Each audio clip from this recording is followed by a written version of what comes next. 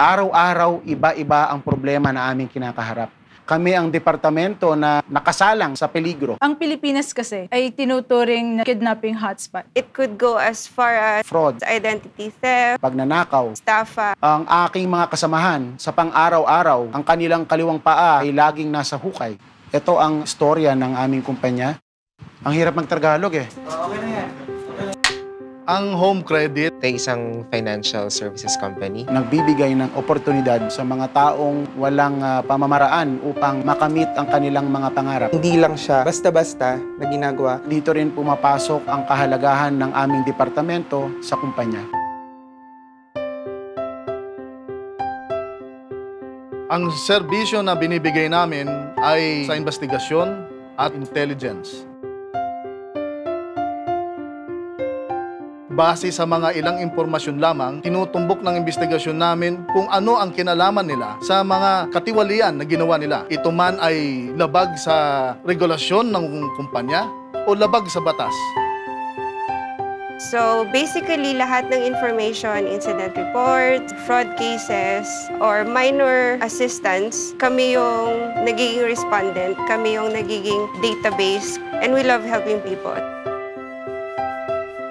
One way of helping them is to make sure na hindi sila nade-defraud, hindi sila nadedehado. Security is very essential. Hindi lang as a company. Like you said, personally, I would not want anyone to use my identity and gamitin siya sa masamang paraan. Kailangan natin yung safety, not only because it is a regulatory requirement. Kailangan natin ng safety sa lahat ng ginagawa natin. Kapag hindi natin provide yung safety dun sa mga tao natin, mas maraming maaksidente. So that's why meron tayong tinatawag na Emergency Response and Preparedness Team. Actually, kung pagbabasihan natin yung ating sinasabing labor standards, andun siya. At yung isa, yung sinasabi nating health and safety standards. Ang unang-unang tinitignan dito is yung kalusugan, kaligtasan, kapakanan ng bawat empleyado sa kanyang ginagalawang trabaho.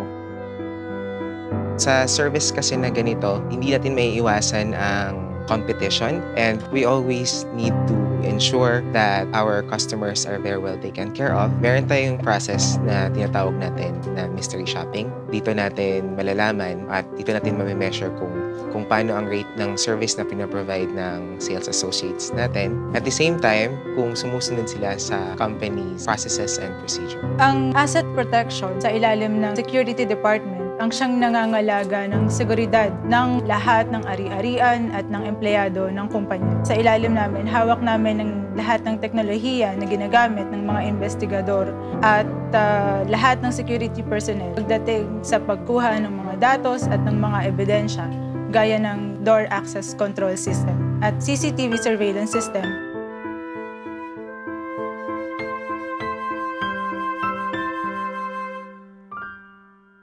Hawak din namin ang executive facilitation. Sa executive facilitation, lalo na at ang mga kliyente namin ay hindi lang lokal o yung expat na tinatawag. Nagbibigay kami ng mga serbisyo kagaya ng pagbibigay ng mga transportasyon. Nagbibigay din kami ng close-in protection agent.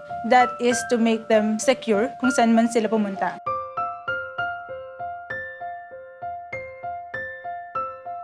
Yan po yung aming primary concern. in order to meet what security does best to protect. Kung anumang incident ang dumating sa security department, we make sure that we face it squarely and objectively. Para kaming isang magulang na sinisiguro ang kapakanan, kabutihan at katiwasayan ng aming pamilya. Ang treatment namin sa isa't isa ay part ng isang malaking pamilya. With that, our customers will surely be happy and be able to purchase what they want in the fastest way possible, in the less risk possible, and be able to go home with their families happy. We value our craft. Now we are passionate of what we are doing. Ibigay namin ng best. Sa lahat ng aming gawain, To provide excellence. In service, Ibig sabihin, we value you. because we value excellent service, we ensure that our processes are easy, simple, and fast.